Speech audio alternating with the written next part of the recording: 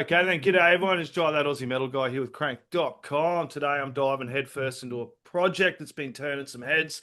Breathe In are one of those rare bands that feel like they're arriving fully formed, a five-piece power metalcore band blending the grit and aggression of the American metal and hardcore scenes with the precision flair and visual storytelling of Japanese metal. They're coming out of the tri-state area, Jersey, Philly, and Brooklyn, places with deep, legendary heavy music DNA. And somehow these five artists have managed to fuse their wildly different backgrounds into something that feels cinematic, polished, and absolutely bursting with personality. We've got Shola, Brian, Topang, Rob right here with us right now, bringing that Howdy. DIY scene, raised bass energy. And the awesome fur baby, and Paul, the drummer, who is the visual architect from White Flag to Machine to Fallujah, and their brand new single, Misfortune's Hand. They're building a sonic and visual identity that's already making some serious Pardon me. noise.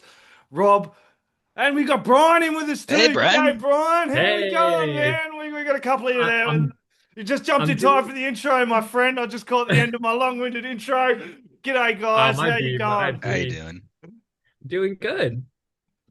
Doing really, really That's good, mate. Very, very pleased to meet you guys. Let's start at the beginning. Tell likewise. us Yeah. how this all began. How did Breathe In form? What was the initial spark or shared vision Chase that kind of Daddy's pulled you working. five together? Oh, I'm jealous right now. What's my Oh, he has no bound, no personal space, but I he love it. is adorable. Oh That's yeah. Chase. Basically. All right, I guess I should start this one since Yeah, you could take the so reins on this one since you brought yeah, me so I in. mean, Breathe In, we formed it a couple years ago, and it started off as a studio project. I used to actually play guitar in a band called Another Day's Armor, and that kind of fell apart during the pandemic.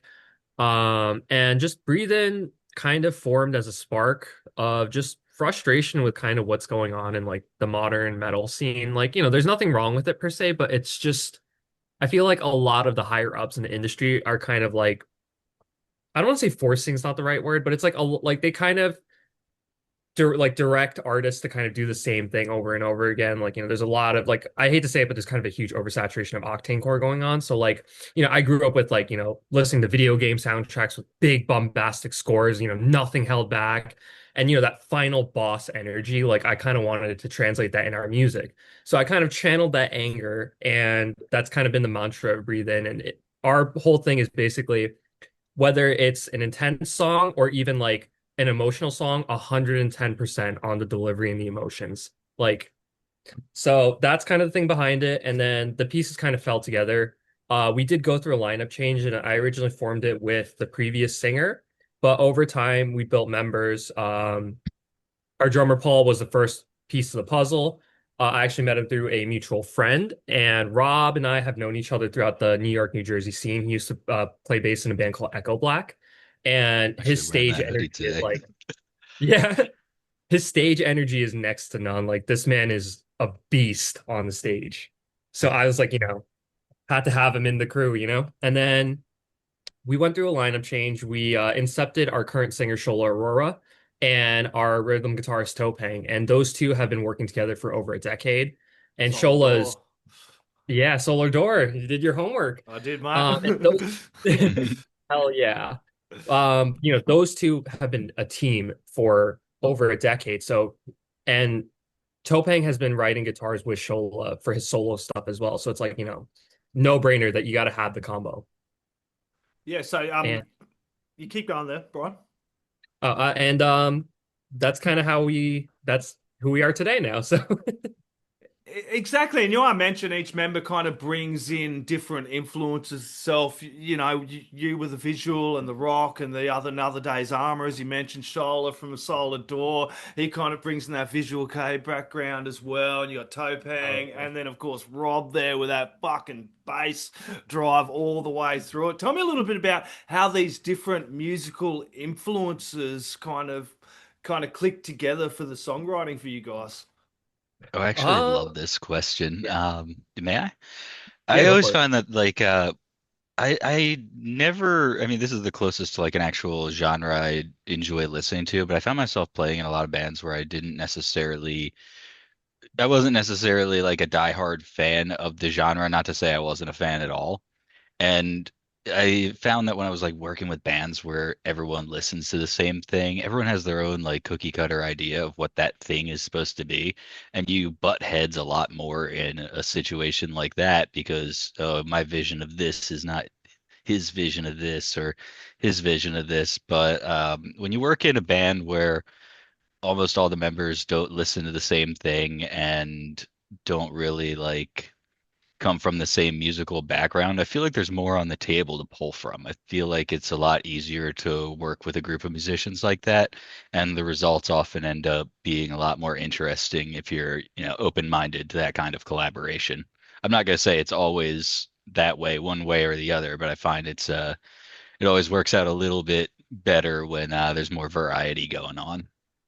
And you know what? I think on top of that, I think that does work to our benefit because unlike, there are bands out there that, everybody may think they're on the same page with things, but everyone has their own different preconception of whatever their project is. I think with us, we're realistic that everybody comes from a different genre or everybody comes from different backgrounds and brings different things to the table. So we acknowledge that. So now it's a matter of, okay, how do we take those strengths and put them together? So oftentimes what we do when we approach songs is it's not like, oh, I want to do this or oh, it should be this. It's like this, whoever brings up the initial song or demo, it's like this is kind of the energy or this is kind of the vibe or this is what the meaning of the song is about. So every band member tries to bring the best of their influences to fit whatever that, painting is going to be for the song. And I think a common ground with all of us too when it comes to our writing is, we connect with the energy of, songs and artists. Like, when we go to the concerts, we want to, that crowd interaction, the energy that you feel. I love like getting in the pit and like crowd surfing and everything. And I really want that to translate sonically. Yeah, I actually miss getting in the pit and crowd surfing. Well, quite honestly, at 45, I'm really pushing it now. My body is recovering. I think I seen somewhere described from one of you guys has kind of described it a little bit like power metalcore as well somewhere. And it kind of Yeah. has that kind of vibe and feel with it as well. Also, it's kind of has this fusion, which is quite obvious in the presses and what you're seeing lately as well. The fusion of the American metal, the hardcore as well. I did touch on that, but also the Japanese metal precision as well, and visually too. Tell me a little bit about who kind of started pushing at that band in that direction. How did that kind of sonic identity start taking shape for you guys? You know what? Actually, I think sonically, we kind of were a little bit more straightforward in our Yep, previous lineup. yep. Like we were focused with the music having the energy, but the image wasn't there as much. So it was a lot more of a straightforward sound. But then when Shola and Topeng entered the picture, um, I think one of the things they asked to bring to the table was that we had a little bit more of an elevated look and an elevated sound. So I think that really did expand our horizons a lot more. So not only when it comes to sound, like now we're adding a lot more cinematic elements, like a lot more ambiance, synths, and everything as well to give it that like, like almost like either it's like an epic, an anime, or again, final boss kind of vibes to really translate that feeling a lot better than just, the guitars and the drums. And then the image too, like, Shola being a huge Visual K fan, like he's all about that larger than life image. Of course, he's the singer, so he has a little bit more leeway, but I think with the rest of the band, like we all kind of fall somewhere in between. Like, we like to get our war paint on stage and everything and just like really feel me personally, like I feel like I'm going to battle when I'm on Yeah. stage. So, Yeah, I feel like I'm I a kind of want completely different to, person. dude, same. It's It's like just like the adrenaline kicks in. It's got to put this mask on. It's like I'm ready to perform. I'm ready to fucking get out there and let Dude, loose it's as it's well. so sometimes I funny feel and like I'm putting the mask on when I get off stage, you know what I mean? you Yeah, know what? it's like that, isn't Yeah. it? Yeah, a The, little the bit, honestly. the crazy thing is kind of unconscious too. Like me and Rob are just like before we go on, like we're just probably like warming up, like drinking like water or coffee or something before. And then the moment like Water. that adrenaline kicks, yeah, water and drinking. And then as soon as we hit the stage, I don't know what it is. It's like a fucking switch. Like we just turn into completely different people on stage. Yeah, I Yeah. kind of like zone out, honestly. I mean, I've done it for a long ass time and I feel like I got all the nervous jitters out of being in a band playing in basements long ago. So I just kind of just phase out into a different person entirely. I kind of become like this entirely new personality, and everything just kind of happens naturally on stage. Like we don't have a rehearsed we don't have any like rehearsed stage antics, if you will. It's everything that you see in our live footage is just, heat of the moment stuff, and we have really good synergy in that regard. So it really helps me to like, get to the escape, if you will. Yeah. You can feel yourself a really great sound, and we were talking about the visual aesthetic. I do got to touch on Paul. I think he directed or had a real big hand in the latest film clip for Oh yeah. Misfortune's hand as well. It's really well done. How much does the visual world kind of your building feedback into the songwriting, or vice versa? It's I think now we could say it does play a really Yeah. huge part. Paul being in the band was like it's a huge stroke of luck. I think it's kind of fate. Um, because when he first joined the band and everything, and when I was first introduced to him, like it was just one of those things where it's like he was a drummer and a cinematographer. So it was like kind of like, okay, like, oh, that's super beneficial. But now that, we have this full lineup and we have like really big ambitions when it comes to the visual aspects of it, I just think Paul's placement in the band and like the role that he serves, it just serves perfectly to what, Shola brings to the table and us wanting to have much more elevated visions when it comes to our videos. Of course, granted, whatever our budget can allow. Obviously, we're metal musicians. We Times are don't have a tough in whole lot. America. Yeah. But, we make do with what we have. And actually, Misfortune's Hand, like it's, for lack of a better term, it's a fight song. Yeah. And Paul's really into like God of War, like he's into Amon Amarth, like, like he's a movie buff. And he wanted to incorporate elements with like, Viking warriors and stuff like that. But the crazy thing is all those like the B-roll footage of like you see like the warrior with the sword and like the shield like falling in the sand. He filmed all that in his backyard. Yeah, nice. Yeah, dude. Yeah, I Yeah, really crazy. can't overstate how insanely talented Paul is, and he doesn't like show his hand until it's like until you like don't even know what happened, or you're like, holy shit, you did that too. And like Yeah. I come from a world where I'm constantly surrounded by people who are like insanely good at the things they do because like, went to art school and I was like touring for a long time. So it's like you're constantly surrounded by people that are just ridiculously good examples of their craft. But Paul is just he stands out in that sense. Like he is so dialed in on so many things that you would never guess just by looking at him. He's just got fantastic vision and really fantastic means of implementation that most people don't have. It's kind of wild how talented he is, honestly. Yeah. I mean, literally, if he wasn't doing drums, like that is his trade. So, and he's worked Yeah. on like, I mean, he has a whole like IMDb page. So that's pretty like crazy. I know, Like, that's kind of what I said in the intro, because I was talking about how it's a band that feels like you've all come fully formed, bringing in different yeah. parts of yourself professionally as well, but different parts that are really going to help grow this band. It really feels like you've started to get locked in with the visual look, the sound. I Oh, know it's a yeah. couple of years and a few singles in, but it really feels like you guys have just gone locked in at the moment Yeah. now and going, okay, then let's really start kicking this out there a bit more. Yeah. No, Honestly, that whole vibe is it really comes from all of us having a DIY Yeah. background, like the local DIY oh, yeah. band mentality. It's just like the far more expanded and like built upon version of that. You take those ethics and what you did to scrape by when you have the worst instruments ever and barely enough money to order some t-shirts, and you figure out what works both in like playing, touring, doing band stuff. And since we've all been doing this for a while, it's just the third stage evolution of DIY ethics in music, honestly.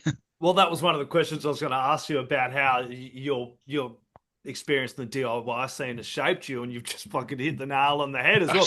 But you're I'm sorry to also get ahead all, of you. but no, it's perfect, man. So it means I'm doing my fucking job right, dude. Hell yeah. It's like kind of like you all have come from other bands as well, so you're under no illusion of how hard you have to fucking work to lock in. You got to work twice as hard to get the music out, you know what I mean? And Yeah. have a vision to where you're going and a group of guys that understand that vision and where you're going, because you see so many young bands starting out and just thinking, I'm a band now, I'm going to get everything. It's like, nah, dude, you got to put in a lot of fucking work, Oh, hundreds and hundreds of hours of work just to learn your instrument and hone your craft. And that's not to mention the other bands you lead into. So, like, coming into the end of the year when you see all these Spotify Wrapped, and it's great to crank your oh favorite yeah. bands on Spotify. What's better is going out and fucking buying the merch, hitting up the bands directly, getting to the shows and supporting your your shows, your local Yeah. shows as well, and bands like yourself is why you're kicking through and going, oh yeah, it's cool to get all the Spotify streams, but it's good to get that ground level Spotify support streams as well. aren't really anything. I It's know, it's dude. just like I a put up a metric post about, indication for yep. people that like that I feel like I have to impress.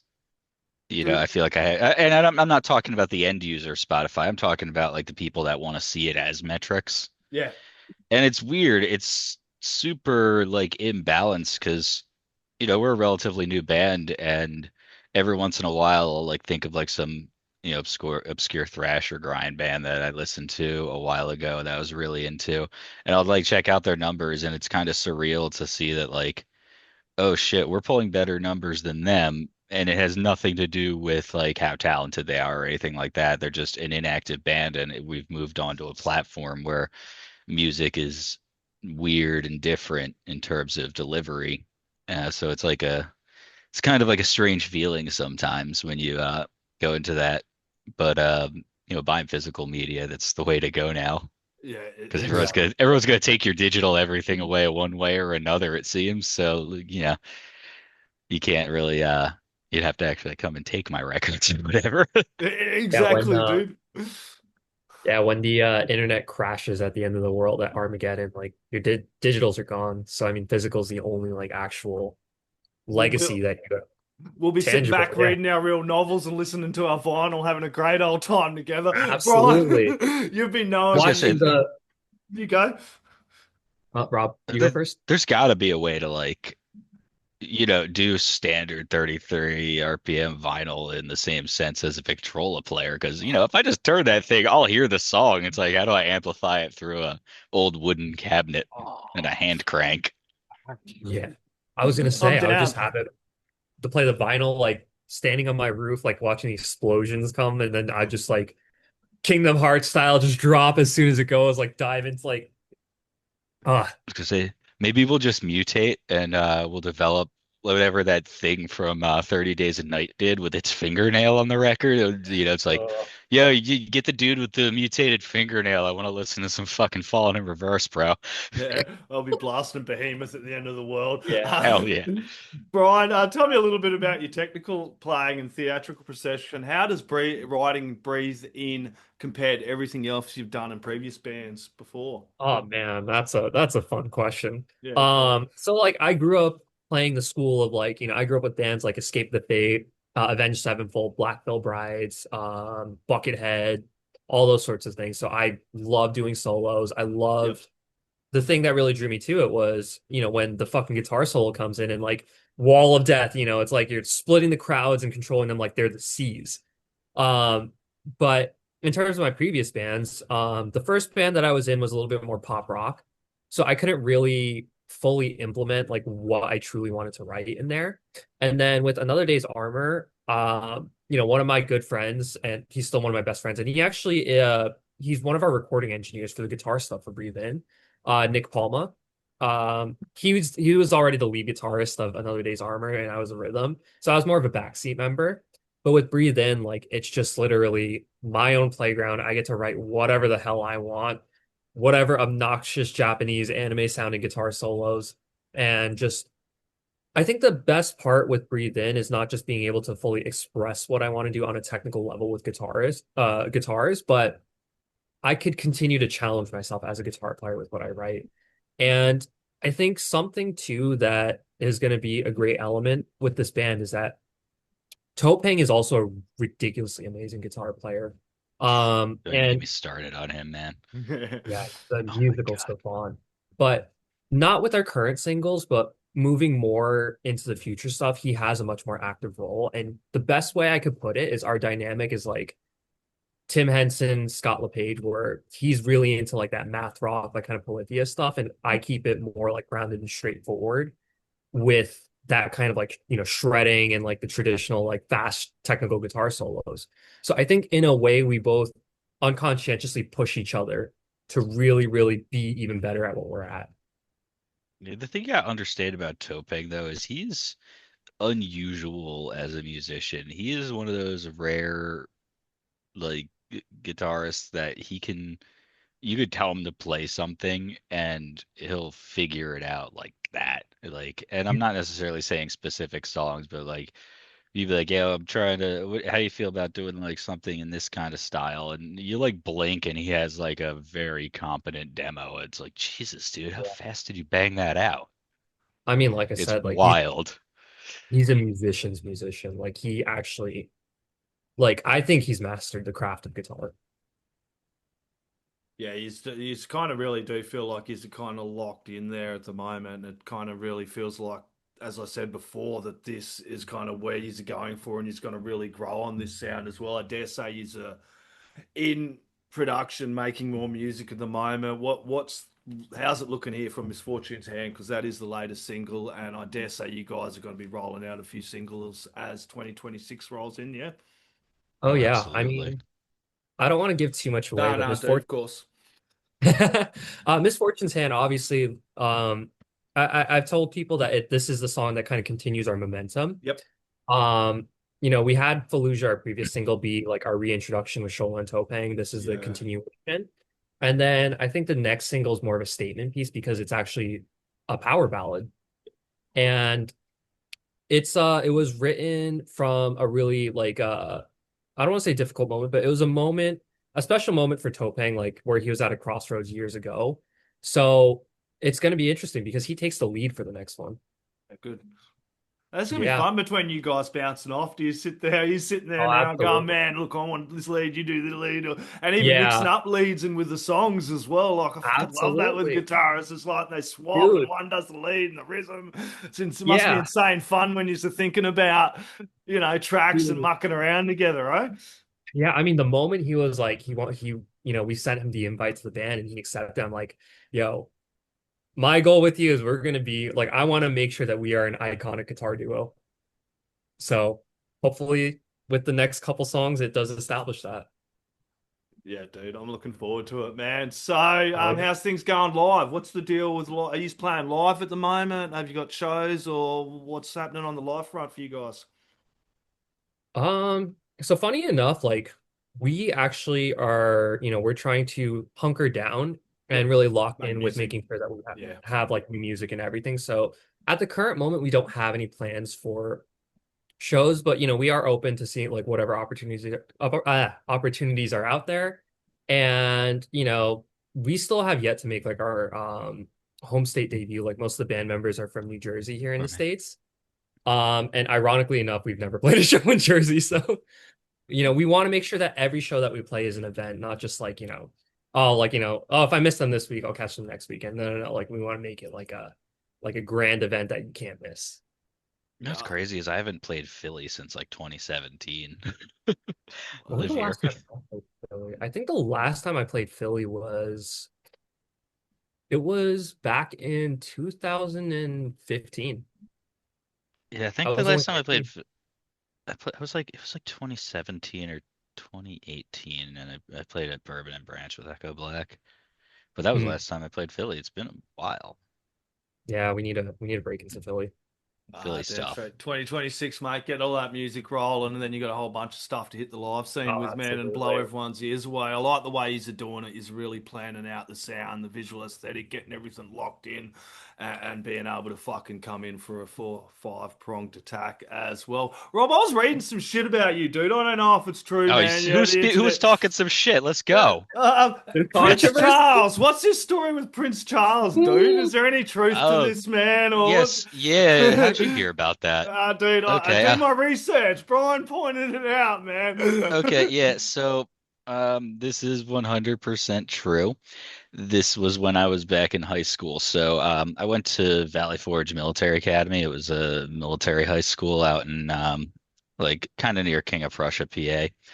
And I guess I did well there. I was like the regimental training officer or whatever. I don't know. I did whatever I had to like get rank because I figured out that like if you have rank, everyone's like afraid of you who's an underclassman because they can get in trouble for not saluting you. So it was like True. the best way to just be left the fuck alone there. But with rank came responsibilities, and we had at the time a British Royal Marine was the drill instructor at the school. They would always bring in like some kind of army guy who was willing to take the job or Marine or whatever, but they always like to bring in a Brit. And we had this color sergeant British Marine guy who was a wild animal of human being. Good guy, but like he was made different, man. And somehow because he was like a high-ranking NCO or whatever they are over there, he was able to get our school on the ticket to do the escort for the Academy of Music in Philadelphia's, I think, 175th anniversary show. So Charles and then Prince Charles and Camilla came, and I was on the escort detail of that. And if you look it up in Google, there's pictures of me in my full uniform saluting the now king, The now which king, is dude. fucking wild. I know, dude. Dude, you Damn, Yeah, gotta I'll tell man. dig me it. like a few words to If you put give in me a so I can like second, I find could it. I could dig up the picture. This is exclusive here. I haven't even seen these pictures yet. Yeah, that was a cool story, man. I had to ask about that as well. While you're digging out the picture there, I'm going to ask you a quick, Brian, first album. What was the first metal album you bought, dude? I'll ask you too, Rob, when you finish finding your picture, Um, if you remember, hmm. dude. Well, first album, man. Some have been quite funny, and I get this I response. mean, I do, because the thing is that like I don't know what would constitute as like a first metal album because First some any people, album you brought, dude. Dude, yeah, first album. I think the first album that I ever got was Green Day's American Idiot, yep. and my dad got it for me when I was 8 years old. And I guess the first, I don't know if you consider it metal, but Escape the Fates Dying is, You yeah, it consider was, that no, it was metal, This dude. War Is Ours. Yeah. Yeah, no, I just heard about Escape the Fate and I was like buying CDs for the first time. Like I'd collect like lunch money from that my mom would give me and like just go sneak out to Best Buy and like buy like CDs. So the first two CDs I bought by myself was Green Day's 21st Century Breakdown and This War Is Ours. Yeah, dude. I was Ugh, you buying, had my cooler first was first tape CDs than cassette. mine. I went out to go Yeah. buy tape cassette. CDs weren't a thing at the time. I went and got my Oh first shit. something, dude. It was like Foo Fighters and fucking Damn. slap me some chili peppers or something stupid like that, dude. It was like, I think it was like 10, 11 or something, dude. Yeah. But yeah, first Oh, I found CDs it. were like Sepultura Roots and like Fear Yeah. Factory. I What was actually my found first metal CD? That's a good not weird, question. but like my dad So like I early was on in Guns N' Roses, so I have Appetite for Destruction. This is his CD from like the 80s, but like Ah, there Appetite we for go. oh Destruction, yeah. like classic. But Rob, you're saying? My first CD was not metal. I actually was not very metal until college. I was into like street punk, but my first and ska and stuff like that. I was very punk rock. And my first CD I bought, this is a rough one. Smash Mouth Fushu Mang. Ah, no The shit. the the censored version you get at Walmart. Oh, Because I wasn't allowed to listen to cursing music. I wanted Limp Bizkit and I got Smash Mouth.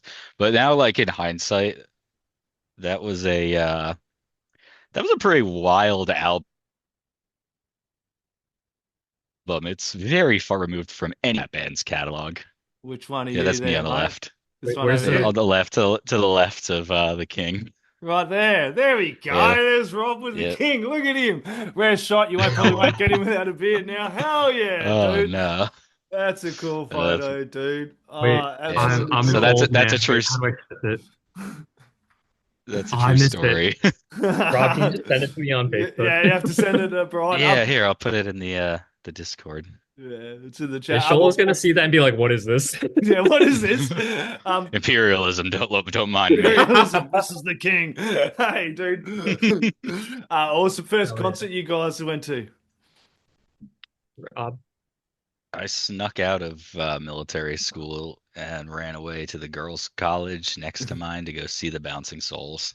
Oh, yeah, dude. What about you, It was Brian? fucking awesome. Um, I was a late bloomer when it came to concerts. Like I'm Korean, so like my parents were I mean they're pretty chill, but like, still the correct strict Korean household where it's like, at the time rock music is and metal music like kind of is like sketch. But it was easy going. I went to a free college show and it was like a pop punk show, so I think it was the main Mayday Oh, Parade and We the damn. King.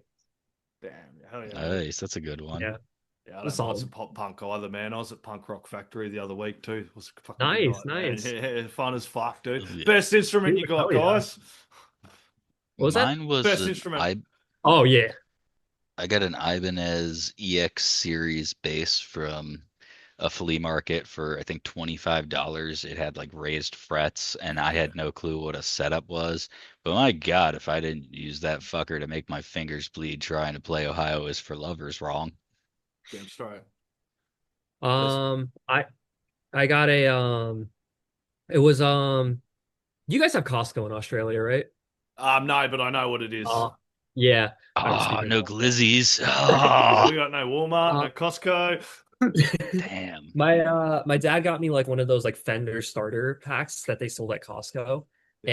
And it was a fun little guitar, but I ended up fucking it up because like I started listening like Motionless in White, and back then you don't know about like string gauge and like adjusting the tension and all that stuff to like accommodate for that. So I tried drilling like the fret nut bigger to accommodate like 56 gauge strings, and I drilled it too big and now the string wouldn't hold. So it's fine because I have like seven other guitars now, so nothing at loss.